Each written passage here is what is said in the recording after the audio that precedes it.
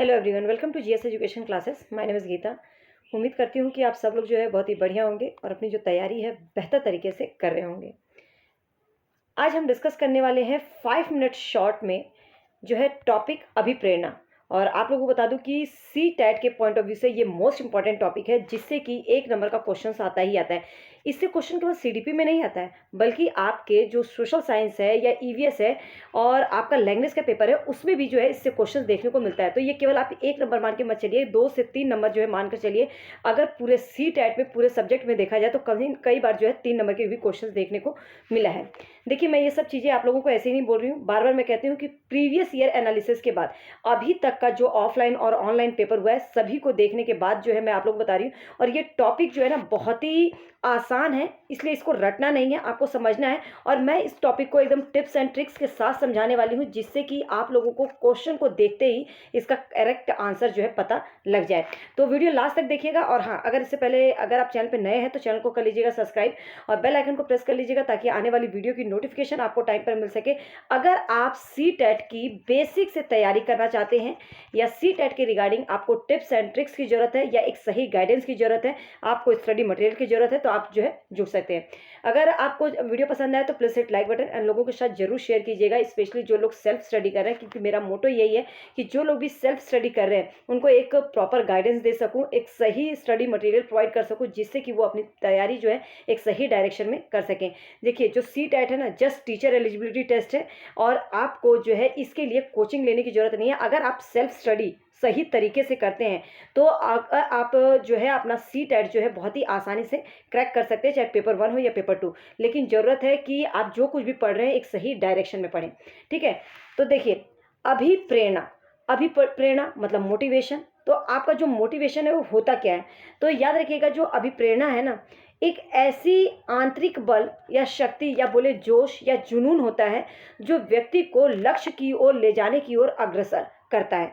अभिप्रेरणा जो है, ठीक है, मतलब जो मोटिवेशन है कहीं ना कहीं हमें अपने लक्ष्य की प्राप्ति की ओर जो है ले जाता है, हमें अपने लक्ष्य को प्राप्त करने में जो है क्या करता है, मदद करता है। तो अभिप्रेरणा जो है ना एक आंतरिक बल है, ये अंदर से आता है।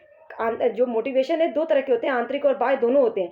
लेकिन अगर मैं बात करूं तो जो अभिप्रेरणा है ना, जो मोटिवेशन है, ये एक आंतरिक बल है, अंदर से एक आता है, एक शक्ति आती है, एक जोश आता है, एक जुनून पैदा होता है, जो कि व्यक्ति को अपना जो भी एम होता है, जो लक्ष्य होता है, उसकी ओर जो है अग्रसर करता है।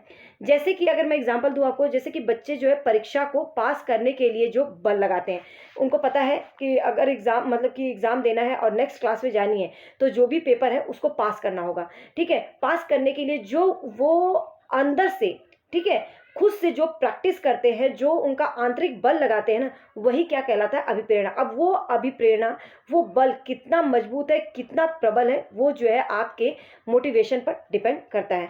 तो इस तरीके से जो अभिप्रेरणा है, जो मोटिवेशन है, इसे 2 भागों में बांटा गया है। अब यहीं से जो है आपका क्वेश्चन अराइज होता है, ठीक है, आंतरिक अभिप्रेरणा और बाह्य अभिप्रेरणा। अब यहीं पर जो है आपको ये जो है समझना जरूरी है कि जो आंतरिक अभिप्रेरणा है और बाह्य अभिप्रेरणा, अगर दोनों अभिप्रेरणा की बात करें तो इसमें जो सकारात्मक भूमिका निभाती है आंतरिक अभिप्रेरणा।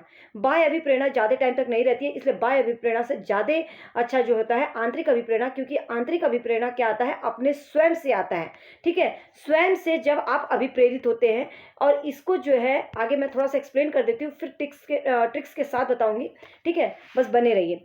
देखिए, आंतरिक अभिप्रेरणा की बात करें तो जब कोई व्यक्ति किसी भी काम को करने के लिए आंतरिक रूप से अभिप्रेरित होता है। अब आप आंतरिक रूप से कब अभिप्रेरित होंगे, मान लो कि आपको जो है ड्राइंग करना है, ठीक है।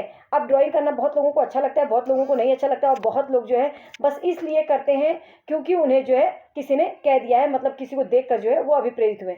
देखिए, जो आंतरिक अभिप्रेरणा है ना, वो क्या कहता है कि किसी भी काम को करने के लिए आंतरिक रूप से, मतलब स्वयं से, आपके अंदर से जो है एक रुचि जागती है, ठीक है। तो जो अभिप्रेरणा आपको, मतलब कि जो अभिप्रेरणा आपके अंदर से आती है, ठीक है, वो जो है क्या कहलाती है, आंतरिक अभिप्रेरणा।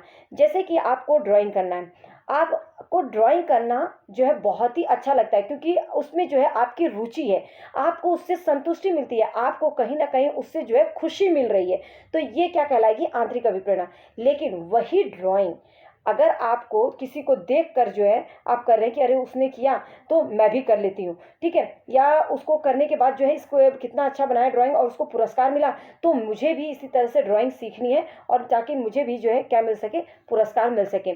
या तो मैं भी अच्छे, जैसे कि क्लासरूम में होता है कि जब बच्चे, कुछ बच्चों को जो है ना बहुत अच्छे से अपने कॉपी को सजा कर काम करने की जो है आदत होती है, तो वो अंदर से उन्हें खुशी मिलती है, उनकी रुचि होती है, उनका इंटरेस्ट होता है। लेकिन कुछ बच्चे जो है उसको देख कर करते हैं कि ताकि जो है जो अध्यापक है वो उसकी तारीफ करे, ठीक है, अध्यापक जो है क्या करे, उसकी तारीफ करे कि देखो इसने कितना अच्छा जो है अपनी कॉपी को, नोटबुक को रखा है। तो वो जो है बाह्य रूप से अभिप्रेरित हो रही है उन बच्चों को देखकर और टीचर में प्रशंसा पाने के लिए, ठीक है। तो बाह्य अभिप्रेरणा से ज़्यादा अच्छा होता है आंतरिक अभिप्रेरणा, याद रखिएगा।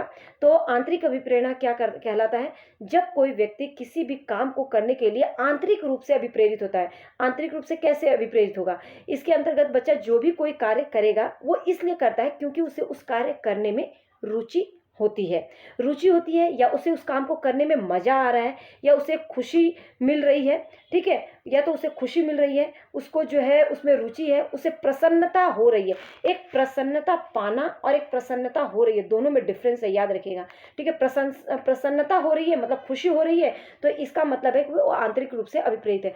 प्रशंसा पाने के लिए जो है वो कार्य कर रहा है, तो वो बाह्य अभिप्रेरणा कहलाएगा। अब बाह्य अभिप्रेरणा क्या होता है, देखिए, जब कोई व्यक्ति किसी भी काम को करने के लिए बाह्य रूप से, मतलब कोई बाह्य कारक उसके लिए जिम्मेदार है, बाह्य कारक जो है उसे मोटिवेट कर रहे हैं, दूसरों के दिखाने के लिए जो है वो कार्य कर रहा है, तो वो क्या कहलाता है, बाह्य अभिप्रेरणा। तो वही बोल रहा है, किसी भी काम को करने के लिए बाह्य रूप से या दूसरों के द्वारा वो अभिप्रेरित होता है, तो उसे क्या कहलाएगा, वो बाह्य अभिप्रेरणा।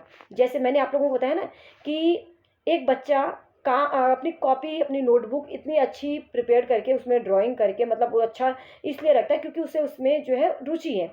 लेकिन और उसको रुचि है, उसकी टीचर तारीफ भी करती है। अब दूसरे बच्चे ने देखा कि अरे इसकी तारीफ हो रही है, तो वो जो है सोचता है कि मैं भी इस तरीके से करूँगा, ठीक है, इस तरीके से करूँगा, तो वो क्या है, वो कहीं ना कहीं टीचर का अटेंशन पाने के लिए, या वो उसको देख कर अभिप्रेरित हो रहा है कि, तो इस प्रकार की जो अभिप्रेरणा है ना वो ज़्यादा टाइम तक नहीं रहती है।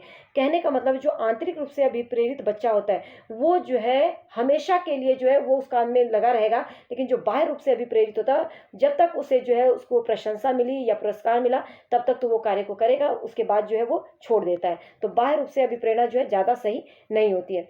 तो बाह्य अभिप्रेरणा इसके अंतर्गत कोई भी कार्य करना इसलिए पसंद करता है क्योंकि उसकी जो है तारीफ होगी, उसे लोग जो है उसकी तारीफ करेंगे।